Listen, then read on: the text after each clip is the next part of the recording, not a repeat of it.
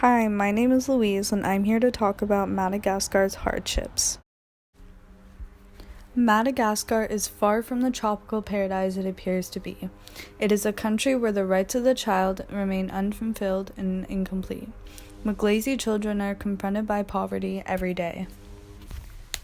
In 2012, according to UNICEF estimates, 82% of children under the age of 18 were living below the poverty line.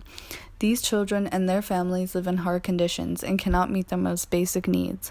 The population pyramid for Madagascar can give you an idea of why child poverty is an ongoing crisis. There is a very high birth rate despite how there are little to no resources or means to take care of a child. The proportion of children below the age of 15 in 2018 was about 40% out of the total population. In addition, the island is one of the 6 most vulnerable countries in the world to climate change. It is plagued not only by cyclones but also by droughts and locust invasions in the southern part of the country. These weather conditions send the local populations into a panic. As a result, poor families become even more vulnerable and cannot protect their children.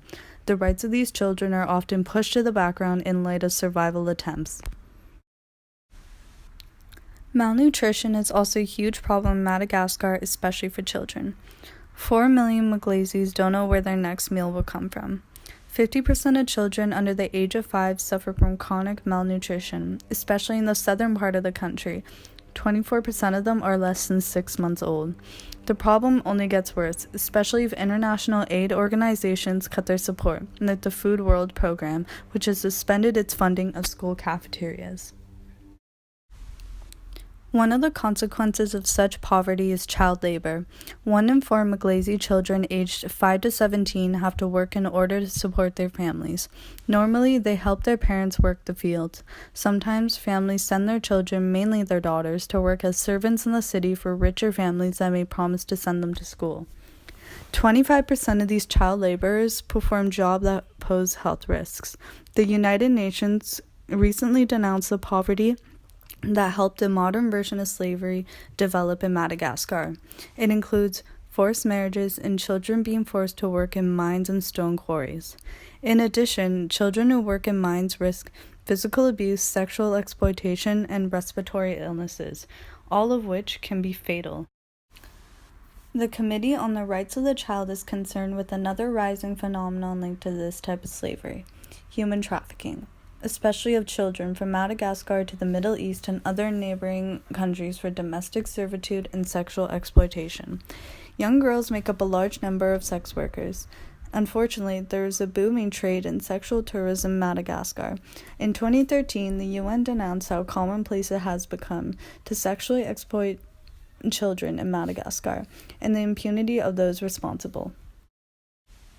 The government hasn't really taken any effective steps to combat this trafficking.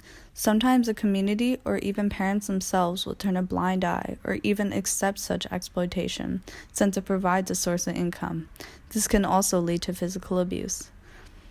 The Committee on the Rights of the Child talks about the increase in such interfamilial violence, which includes sexual violence, especially towards girls, which goes unpunished either by the courts or by society itself. Each year, over 1,000 children disappear in the capital of Madagascar.